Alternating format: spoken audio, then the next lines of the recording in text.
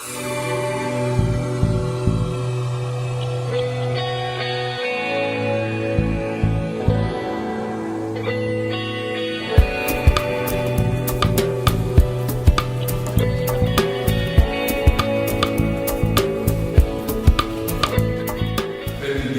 tout le monde, parce que vous savez, Cervantes, il est mort le 23 avril, et aussi Shakespeare, il paraît qu'il est mort aussi la même date, et comme ça, ils ont choisi le 23 avril, et c'est l'Espagne qui est dans l'UNESCO, dans New York, ils ont suggéré de faire la journée internationale du livre en 1995.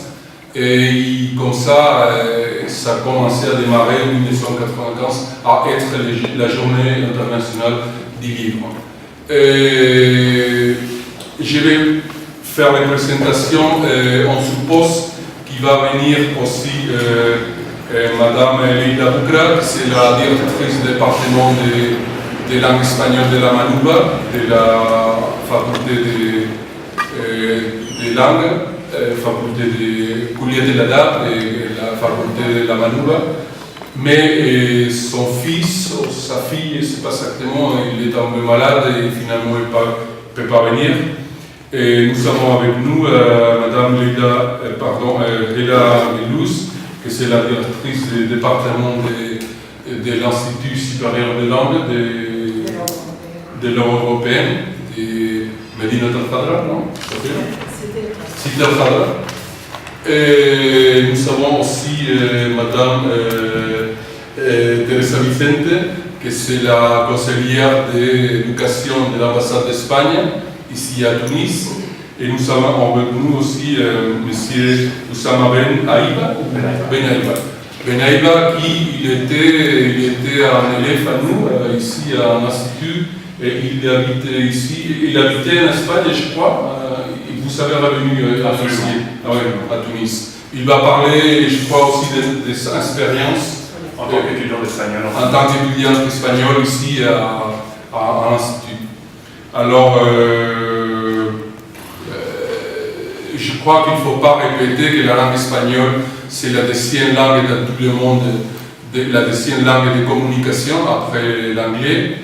Et dans les Twitter, Facebook, etc., c'est la troisième. Après l'anglais et le chinois, mais vous savez, les chinois, on parle seulement qu'à Chine, alors ça veut dire que comme langue de communication, nous sommes la deuxième langue du monde.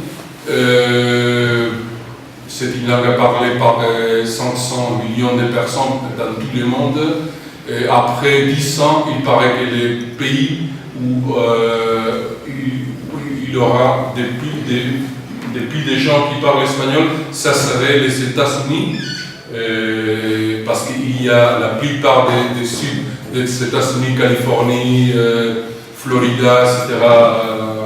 On parle, il y a des millions et millions de gens qui parlent espagnol. Ça serait plus que Mexico encore, parce que Mexico, il paraît qu'il y a 90 millions de personnes qui parlent espagnol. Alors, ça veut dire que c'est pas mal la quantité de gens du monde qui parlent espagnol.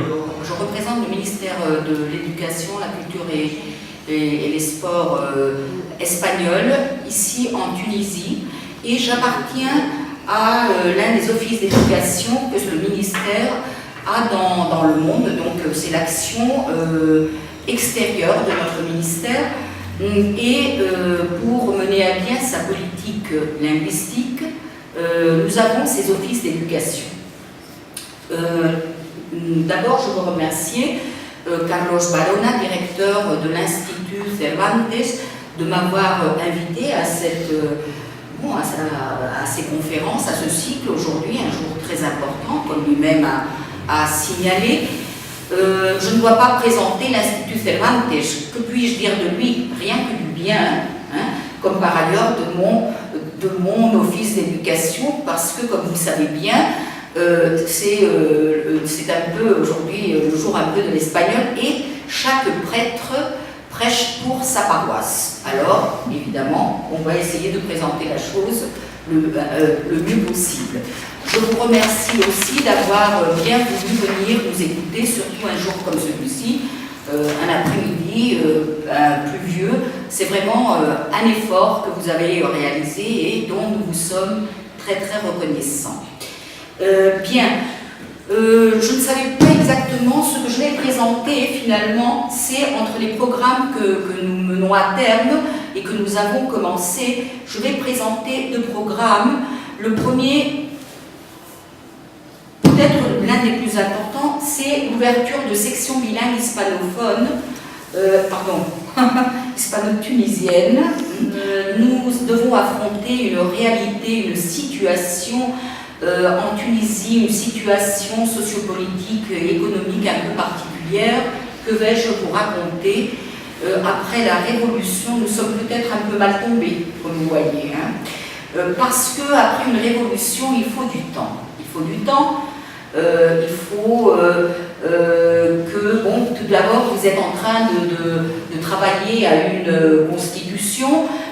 Jusqu'à ce que cela soit fait, il y aura beaucoup de choses qui seront quand même, qui resteront un petit peu comme des projets, et surtout parce que nous, c'est le troisième gouvernement que nous, avec lequel, les troisièmes interlocuteurs avec lesquels nous parlons depuis mon arrivée, c'est-à-dire qu'on a tout recommencé. Maintenant, ça va être la 3e fois que nous recommençons toutes les réunions de travail qu'il faut faire au début, essayer d'ouvrir une commission de travail, c'est un peu compliqué, c'est un peu difficile. Mais bon, le courage ne nous manque pas et on va essayer de